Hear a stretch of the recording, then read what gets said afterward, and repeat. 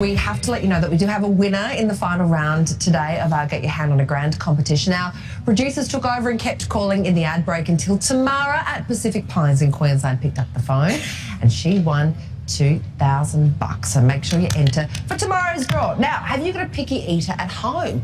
We all know the struggle of getting your kids to eat their veggies, and here to take us through one of her delicious recipes is paediatric nutritionist and author Mandy Sacco. Welcome to the show, Mandy. Okay, so it looks like we're making some healthy pizzas today. Where do we start? So most families love pizza, so I've given it a healthy overhaul. Okay. So we're going to get started. Can you help me, please? Certainly. So this is wholemeal spelt flour. Can you go ahead and put that in the processor? Yes, certainly. So one of the big things we can do to give our pizza a healthy overhaul is to use a wholemeal flour. So we're using spelt over here. Okay. And then we've got 1.5 cups of sweet potato if you need to use that. Oh, a sweet potato base. So most children and adults, they pick the vegetables off the pizza. So we're actually putting it into the base. And so this is how you lure a fussy eater at home. You trick them. Exactly. So here's 2 teaspoons of baking powder, 1 teaspoon of oregano. Yes, I'm doing a very good job of putting it in, aren't I? 1 tablespoon of extra virgin olive oil, so full of those monounsaturated fats, and a pinch of salt. Yes. So if pinch of salt. So here's she hasn't got a glass. Sorry, here's the salt. There we go. I'll toss it in for you. Wouldn't mind. Okay. So if you were making this for a baby or a child under the age of 1, you would leave out the salt. So you can just go ahead and push on there.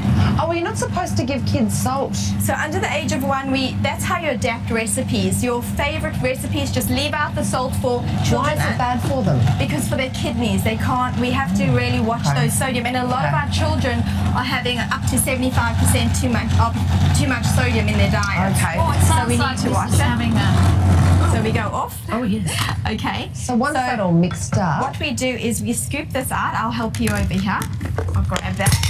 And so we scoop that off. Yep. So now one of these batches can make up to 4 pizzas. So I'm not going to take it all out. I'm just going to take out a little bit and put that back there. And what we do is you actually don't even need a rolling pin to roll this out. I'm so blind. I thought that bit of baking paper was the pizza base. No. So here's a really good tip. Do you ever make dough which sticks to your hands? A lot of people go and use flour to kind of try to prevent it from slipping, but what you do is just oil your hands and you see how nice and firm that does. So are you a thick base or a thin base eater? I'm thin. Okay. I'm all about the topping. So you can roll it out to however thick or thin you want it. And you can make it small or large depending on the size of your family. Fantastic. Now we are going to slip this away. Yes. So this will go into the oven for 15 minutes to pre-bake the base. Okay. And what I'm Fantastic. going to do is grab a base, and there's one over there for you. And if you want to come around here and grab a base. Because it's what goes on top of a pizza as well that you have to be careful of, right? It does, but with children, generally you can't get more than cheese and tomato. Yep. So that is why we've put the sweet potato into the base. Okay, so you can just, if you want to put it down here. Oh, sorry. And then here's the tomato, so let's go ahead and make... okay? Absolutely. So in my book, I've got a recipe for a homemade tomato passata that you can use on the pizza. Now this is a gluten-free version, and that's the wholemeal spelt version. So depending on your family and allergies, you can adapt this accordingly. Now, what would you like to top it with? Oh, definitely cheese. See, and I think getting the kids involved as well, if they're a bit invested in making the pizza, they'll probably eat it as well because, you know. This one, with my clients and in my home, there we go, we always make it with the kids because as you...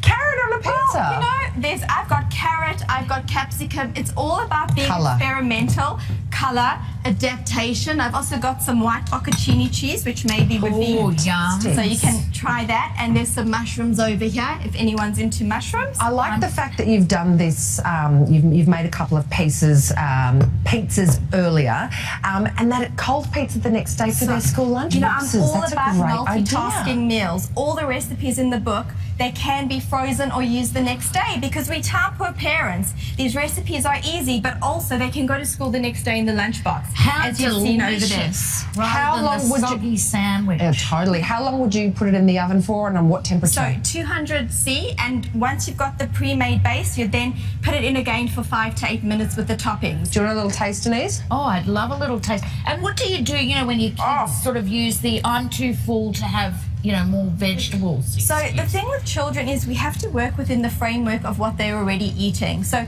let's say, for example, they're eating pumpkin. Then we try to stretch them onto carrots, working with similar colors, with similar flavors and similar textures. And I always say with fussy eaters, we just never give up. We keep on going. trying. Just like you wouldn't give up with swimming or riding a bike. We don't give up. Well, Mandy has got a great book on all of this. It's called Wholesome Child. You can go to wholesomechild.com to grab it. We are having more of a taste of this pizza in just a tick. See you in a second.